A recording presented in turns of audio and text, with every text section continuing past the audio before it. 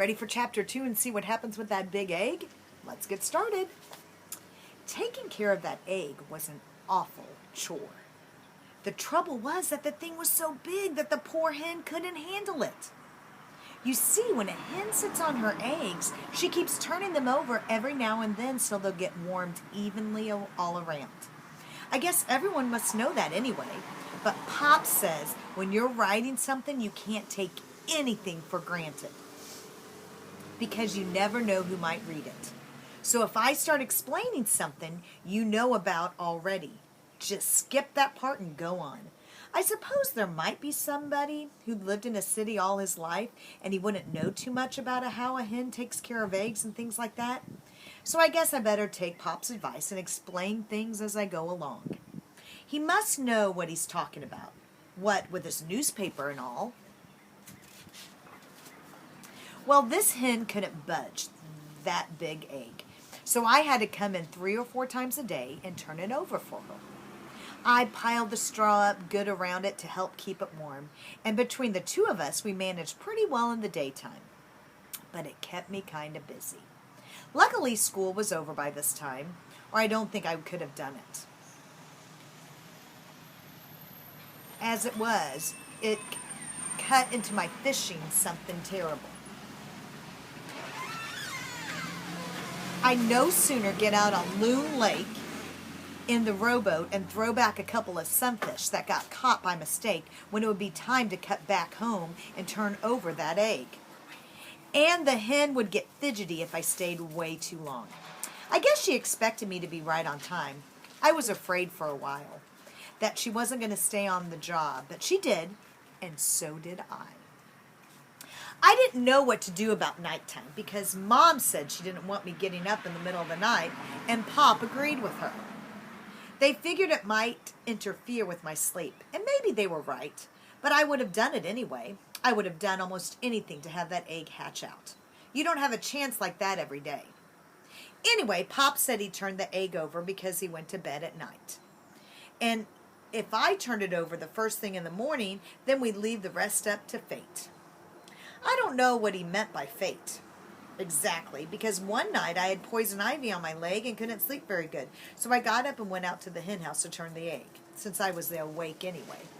And who should I meet coming out of the hen house but Pop? There they're meeting Pop. He kind of coughed in an embarrassed way and said he couldn't get to sleep because it was so hot. So he'd just come out to see that everything was all right. I noticed it was 3 a.m. by the clock in the kitchen. I asked him at breakfast if he'd been getting up every night like that. Pop poked around in his cereal box as if he'd found a button or something, and he said he wouldn't lose his sleep over any egg, no matter how big it was. I don't think Pop's telling the truth. It was only when he was awake, anyway, that he went out to the hen house, he said. Mom smiled a little out of the corners of her mouth as if she thought Pop was pretty funny, but she didn't say anything. Well, I really had my hands full. First thing in the morning, I'd tear out to the hen coop and turn over the egg.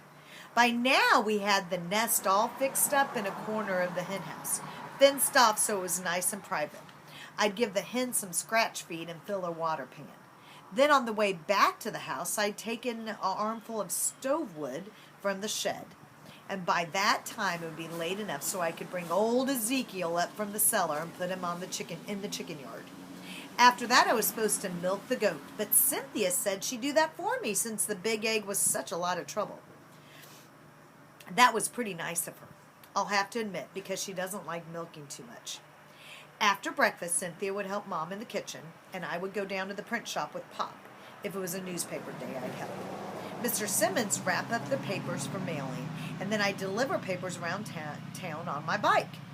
Other days, I might sweep up slugs of type lying around on the floor and melt them down in the iron pot. Then afterwards, I'd pick up Joe Champigate, who lives across the street from us, and we'd go down to Loon Lake fishing. But every few hours, I'd come back and turn over that egg. I wasn't going to take any chances. One morning, about a week later, a man came into the house and wanted to see the egg. He said he was from the newspaper in Laconia, and they wanted to run a story on this big egg that our hen had laid. I took him out to the nest, and he took some pictures and asked questions. He poked the egg with his finger, and the hen nipped at it. He wasn't too pleased about that, and he went off sucking his finger. A while after that, two men came up from the Christian Science Monitor down in Boston. They said they seen something in the press about a hen excuse me, that laid an enormous egg up in Freedom, and they wanted to do a piece on it. Because their paper was always interested in miraculous things that happened, they took pictures of the egg and the hen and Ezekiel and one of my sister feeding the chickens, as if she ever did that. And they asked all kinds of questions. They wanted to know why we called the rooster Ezekiel, and what the circulation of the Freedom Sentinel was, and how many people lived in Freedom, and all sorts of things that didn't have anything to do with the egg. Then they measured the egg with the tape and weighed it on some hand scales they brought with them. It was 15 inches around the narrow way and weighed 3 pounds and a quarter. The men stayed to lunch and had 2 helpings of pie. The next week, my Aunt Grace sent us clippings from the Monitor. She lives down in Keene and teaches high school there. The clipping had a big picture of my sister feeding the hens and a small picture of the egg. Underneath the picture, there was this article: Mammoth Egg Laid in Freedom. Let's read the article. Freedom, New Hampshire, June 24th. Freedom, New Hampshire may be a small town, but it sure can produce a big egg. A hen belonging to the Walter Twitchell family of this town recently laid an egg, which may turn out to be the largest hen egg in history. Their hen laid this astonishing egg on June 16th, Mr. Twitchell declared. She had shown some signs of uneasiness before laying the remarkable egg, which measures almost 1.5 feet around and weighs nearly 3.5 pounds. Mr. and Mrs. Twitchell, 2 children, a girl Cynthia 10 and a boy Nathan age 12. Mr. Twitchell is the owner and the editor of the Freedom Sentinel, a county newspaper with a circulation of about 800. The family has decided to let the hen sit on the egg in hopes that it will hatch out.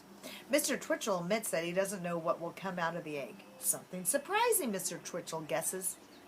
Well, 3 weeks were finally up. That's the time it takes for a hen's eggs to hatch out, in case you didn't know. But nothing happened.